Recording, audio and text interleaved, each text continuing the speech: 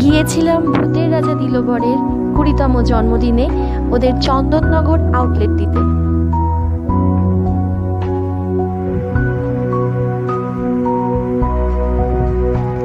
এই উপলক্ষে ওদের অফার চলছিল 200 টাকায় 20টি পদের। অফারটা খুব আকর্ষণীয় হলেও শুনছিলাম কেউ নাকি 4টে থেকে লাইন দিচ্ছে, কেউ 3টে থেকে।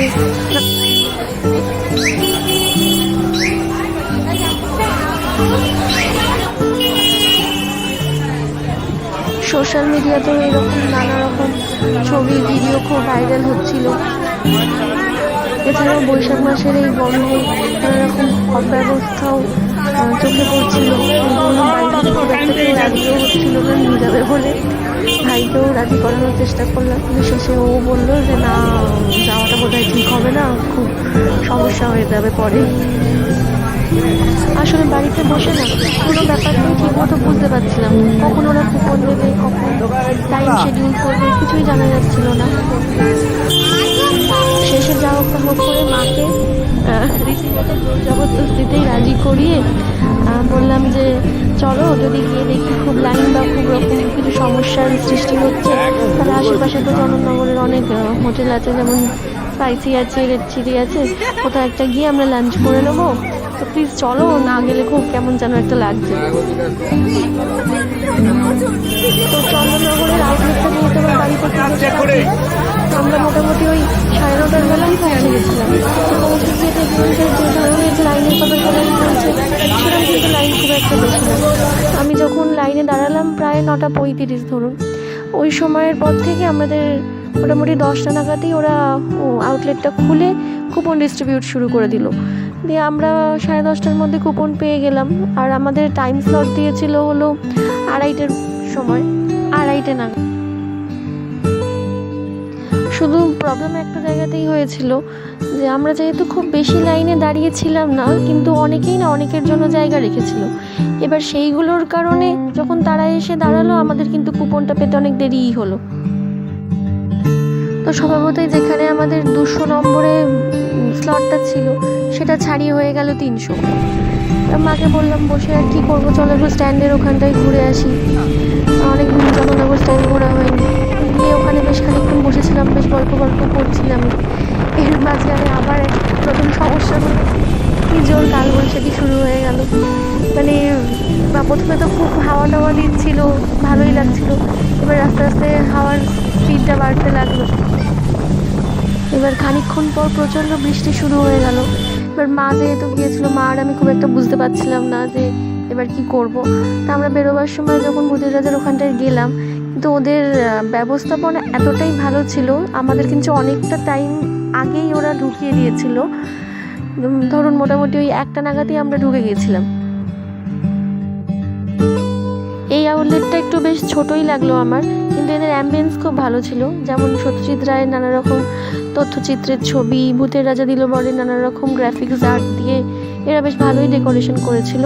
আর ব্যবস্থাপনাও আমার খুব একটা খারাপ লাগেনি। গিয়েও বেশিক্ষণ বসতে হয়নি, ওরা খুব তাড়াতাড়ি খাবার করে দিয়ে। যারা ভূতের রাজা দিলবরের এই চন্দননগর আউটলেটটাতে আসতে চান, তারা যদি চন্দননগর স্টেশনের দিক থেকে আসতে চান, তাহলে স্টেশনে নেমে অটো বা টোটোতে ওই চন্দননগর কোর্ট মোড় বললেই ওরা নিয়ে চলে আসবে। আর যারা চুঁচুড়ার দিক থেকে আসবেন, তারা ঘড়ির মোড় থেকে অটো বা টোটোতে প্রথমে খাদিনা মোড় চলে আসবেন, খাদিনা মোড় থেকে আবার অটো বা টোটোতে কোর্ট মোড় স্টপেজে নামতে পারেন। এবার ওখান থেকে খুব একটা বেশি না, একদম একটুখানি সামনে এগিয়ে গেলেই ভূতের রাজা দিলবরের এই চন্দননগর আউটলেটটা। এর উল্টো দিকে ধরুন রয়েছে ওই স্পাইসি, আর একটু গেলে রেড চিলি, এইসব নানা রকম হোটেল ওখানে। ওদের 20 রকম আইটেমের প্রথমেই ছিল বাসমতি চালের ভাত, তার সাথে ছিল শাক ভাজা।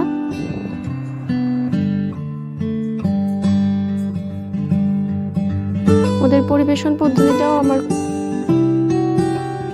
অন্যান্য সমস্ত বাঙালি রেস্টুরেন্টে যেমনভাবে খাদ্য পরিবেশন করে, প্রথমে কাঁসারের থালার উপরে কলাপাতা বিছিয়ে সেখানে ভাত এবং অন্যান্য যা যা সাইড আইটেমস আছে সেগুলো সব ওরা পরিবেশন করেছিল। এছাড়া চারদিক বেশ পরিষ্কার পরিচ্ছন্নই ছিল। সামনে ধরুন যারা বসেছে তারা যদি খাবার খেয়ে উঠে যায়, সেখানটা ভালো করে ওরা পরিষ্কার করে দিচ্ছিল, তারপরেই পরের জনকে খাবার পরিবেশন করছিল।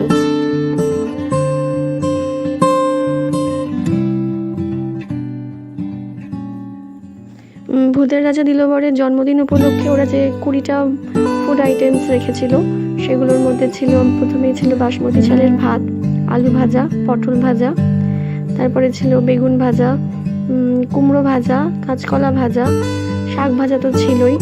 এছাড়া ছিল ডালের একটা ভর্তা মতো একটা করেছিল, ওটা বেশ ভালোই খেতে। আর পনিরের একটা আইটেম করেছিল, পনির বাটার ফিঙ্গার বলে এরকম একটা কিছু ছিল। তারপরেই বাঙালি আনার সব থেকে গুরুত্বপূর্ণ পদ, সেটা হলো শুক্তো। বড়ি দিয়ে এবং অন্যান্য সকল শুক্তো যেগুলো লাগে আর কি, সেগুলো সব কিছু দিয়েই করেছিল এবং খেতে খুব ভালো হয়েছিল। এছাড়া ছিল সোনামুগের ডাল, ওটাও ভালোই ছিল। আর ছিল চিকেনের একটা আইটেম করেছিল, চিকেন পকোড়া মতো, ওটা একটু ক্রাঞ্চি হলে ভালো হতো, কিন্তু ভালোই, মোটামুটি ভালোই ছিল। এছাড়া ছিল আলুর দম, এঁচোড়ের ডালনা, পটলের একটা আইটেম ছিল, ওটা কি আমার ঠিক মনে পড়ছে না।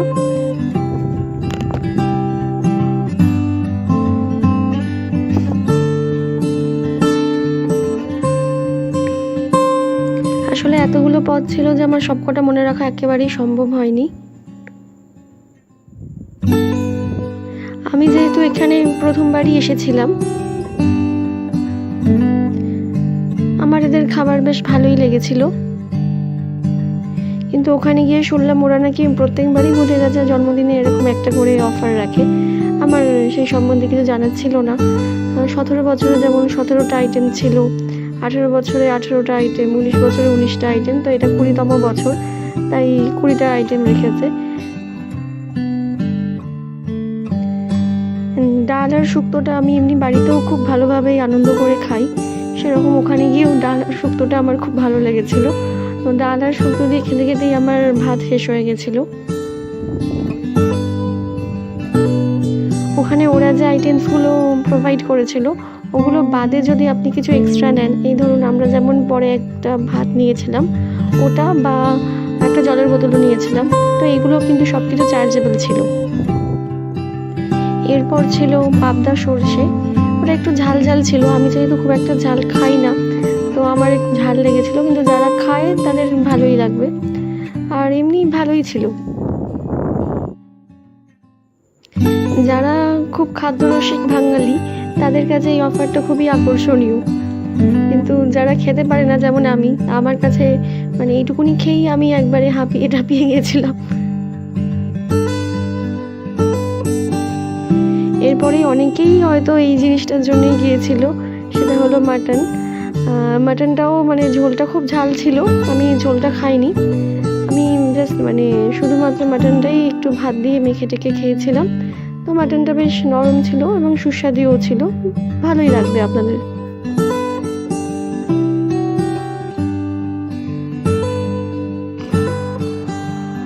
এরপর ছিল ডেজার্টে ওরা ফার্স্টেই দিয়েছিল চাটনি, খেজুর, আমসত্ত্ব, টমেটো দিয়ে চাটনিটা ভালোই ছিল।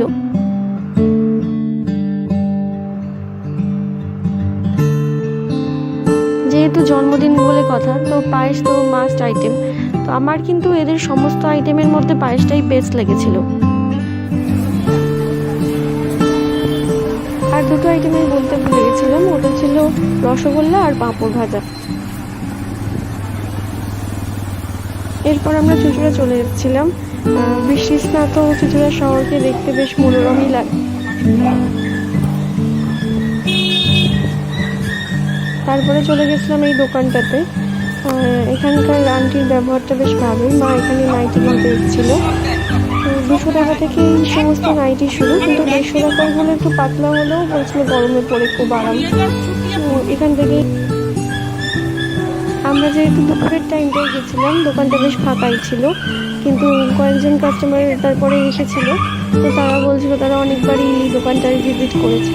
আপনারা যদি কেউ এই দোকানটায় যেতে চান, এর ল্যান্ডমার্কটা হলো চুঁচুড়া শ্রীনিকেতনের ঠিক অপোজিটে।